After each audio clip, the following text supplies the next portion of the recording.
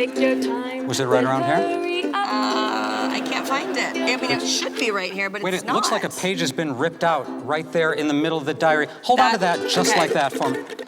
Wait, Elizabeth, what happened to the music? I don't know, it's sounding a little strange. So first question, tell me how this whole opportunity came about, you becoming the host of PENN TELLER. Well, so excited to be on a new show. I love live audiences. I genuinely love magic. So it was a no-brainer for me. PENN TELLER, iconic. I'm absolutely in love with the boys. I mean, we had such a great time. I got to work with my old production crew on stage. My daughter joined the production. It was just so much fun. Friday nights, it's a family show. It's about wonder and uncertainty and confusion and magical moments, big magic, small magic, hard magic. It was like being a little girl and going to watch a show day after day. And the confusion, the mind-blowing tricks, it was just so much fun. And it's such an honest show as well, bringing to life some of the greatest magicians in the world. I had a blast. I had more fun than I expected to be honest. So tell me, how's your dynamic with the duo? Did you know them beforehand, or was this like your first time really working with them? I did a show with Penn quite some time ago. I think we were doing some type of a competition show for Operation Smile. We really hit it off. I think we had great chemistry. Teller is just so sweet. They're so talented. They welcomed me to a new show, and I know how challenging that can be to come into an existing machine. It was just thrilling and fun, and I learned so much. There is such a mystery besides magic tricks. There is such a mystery in the dialogue. The etiquette of magic was just fascinating week after week, and I got to participate in a lot of magic tricks, which was super cool.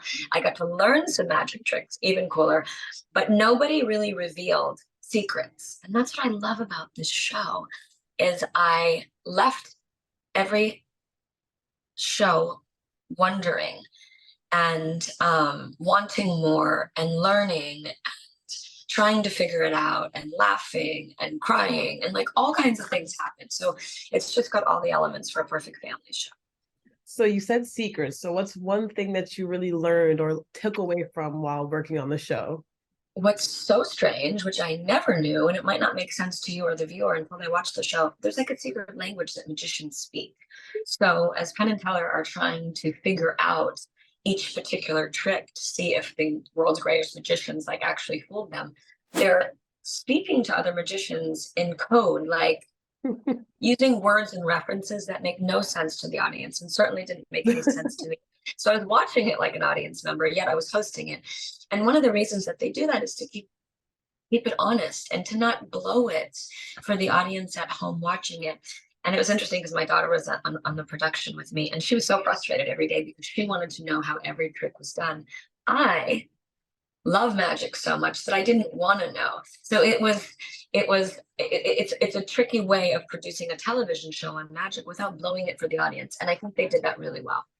Wow, that's interesting. Yeah, I was cool about that. So what was probably the most memorable illusion or trick that you saw while working on the show? There were so many. Teller did a magnificent big magic trick, which means big magic. You have sleight of hand, you have small magic, you've got card magic, elemental magic, mentalist, all kinds of different types of magic. And big magic is like stage productions, right? Sometimes lights, music, theater. He did an incredible trick, a giant haystack and a huge flight of stairs. And I think if I remember correctly, he was able to reveal a card from somebody like buried in the middle of this haystack. What was really cool is I got to participate in some tricks with Penn and Teller, which was such an honor to be with them, not only to host their show, but to also help them and participate with them. It was fascinating. But yeah, it's crazy to be that close to magic and to still have a sense of wonder. And I love magic. I think it's so fun and sexy and cool. And this is going to be a really interesting new spin for Friday nights. It's a family show. And a show that I think is going to make you laugh and make you think and blow your mind.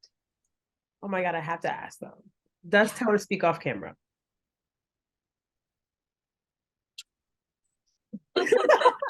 I'll take it. You don't have to say anything. I'll take it. He does have a voice box. He does have the ability. And it's interesting too, you know, one of the things that I love so much about Teller is first of all, he's brilliant. He's kind. But he's so theatrical that he doesn't even need words. Like the dynamic between Penn and Teller was so amazing because it's a performance. And I really developed an appreciation not only for the skill, right, for hand-eye coordination and the artistry of magic, but also the combination between that and watching some magicians that are truly great performers.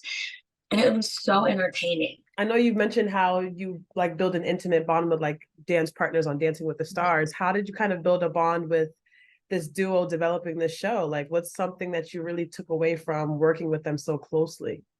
I really enjoyed working with them. First of all, I was fascinated every show. I was grateful to be the host of their show. I love being with a live audience. I think there's an energy that happens in a live show like that you just can't fake. I enjoyed it, and I hope that showed.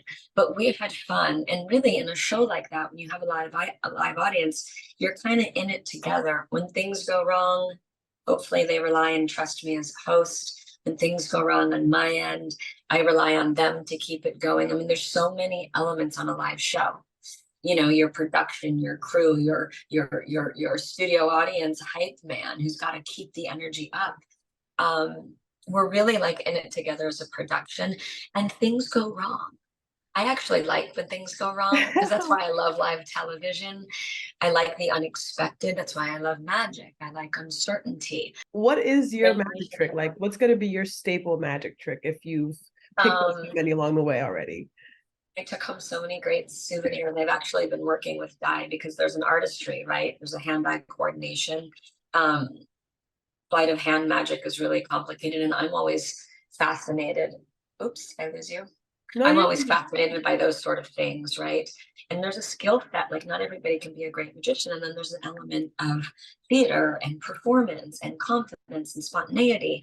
But I had an opportunity to work with a magic mentor and to perform a trick for Penn Teller.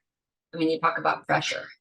And that was sort of my icebreaker because I think the boys in the beginning were like, is Brooke going to be able to handle this? Is she going to be grossed out? Some of the magic is dangerous.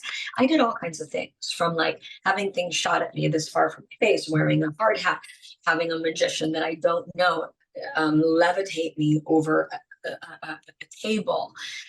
Things break, they shatter, live animals. But I had the privilege, which was super cool. And my kids keep asking me how I did this trick, and I'm not telling them.